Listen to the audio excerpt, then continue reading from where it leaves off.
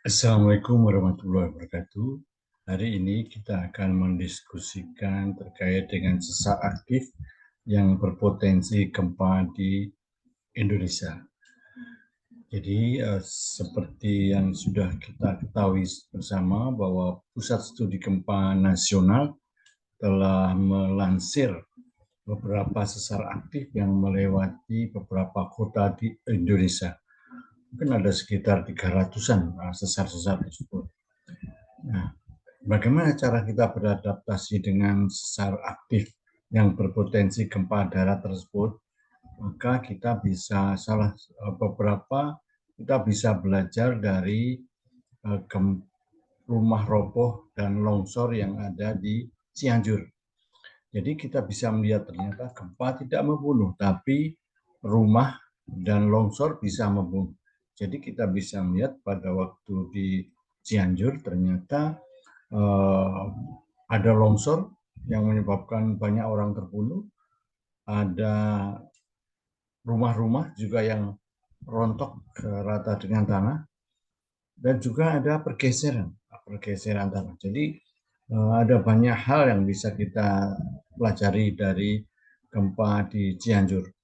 Jadi ini ternyata sesar yang ada di Cianjur yang sekarang dikenal dengan sesar aktif Cugenang itu membawa korban jiwa, kerusakan yang cukup masif karena dia terjadi di darat. Kita juga bisa belajar dari Jogja 2006 ini juga sama dengan terjadi di kota, dan kita bisa melihat juga kerusakannya lebih masif pada waktu di Jogja. Dia hanya gempa 5,9 tapi hanya kurang dari 1 menit, tapi puluhan ribu yang luka-luka, yang meninggal 5.000, hampir 6.000 yang meninggal. Kemudian ratusan ribu rumah yang rontok rata dengan tanah. Perhatikan gambar ini, tapi juga ada rumah yang masih berdiri tegak dan menyelamatkan orangnya di sana. Karena rumah ini sudah mengikuti aturan tahan gempa sehingga dia tidak rontok rata dengan tanah. Dan perhatikan, karena disesar aktif, sesar opak pada waktu itu, maka daerah-daerah yang rusak berat itu ternyata ya di sepanjang sesar itu. Jadi kita bisa melihat sini ada yang warna merah, ini kerusakannya lebih berat. Kemudian yang kuning itu sedang, yang hijau ini rendah. Jadi letak sesar aktif ini menjadi sangat krusial dan sangat penting, dan kita memang harus beradaptasi dengan keadaan sesar ini yang ada di sekitar kita. Nah, sesar aktif di Jawa Timur sudah dicatat dari Pusken tadi, ada di Patahan Wongsorejo di Banyuwangi, Patahan Probolinggo, Patahan Pasuruan, Patahan Surabaya, Patahan Waru, yang panjang sampai ke Patahan Cepu, kemudian ada Patahan Plumbang, sesar Plumbang. Dan ini berdasarkan dari sesar-sesar ini mestinya kita harus melakukan kajian di sekitar dari sesar tersebut.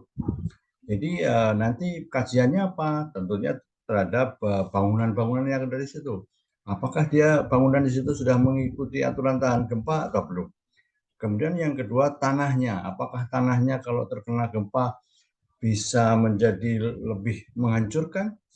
Atau kalau itu di daerah berlereng, apakah dia juga bisa menimbulkan longsor apa? Nah, itu yang harus kita perhatikan. Dan ini mestinya setelah kita melakukan asesmen tadi, maka kita bisa membuat gambaran sederhana, misalnya demikian. Jadi jarak tertentu yang sudah ditentukan secara berdasarkan hasil kajian tadi, maka kita sebut sebagai daerah sepandan sesar 1.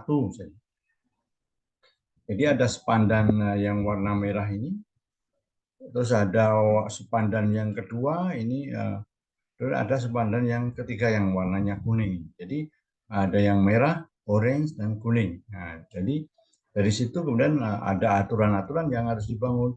Jadi misalnya yang merah ini, maka bangunan tahan gempa ini harus secara ketat dan harus diawasi.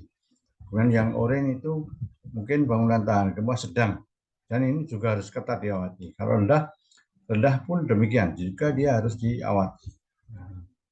Mungkin ini dari saran dari kita dari ITS. Semoga bermanfaat. Assalamualaikum warahmatullahi wabarakatuh.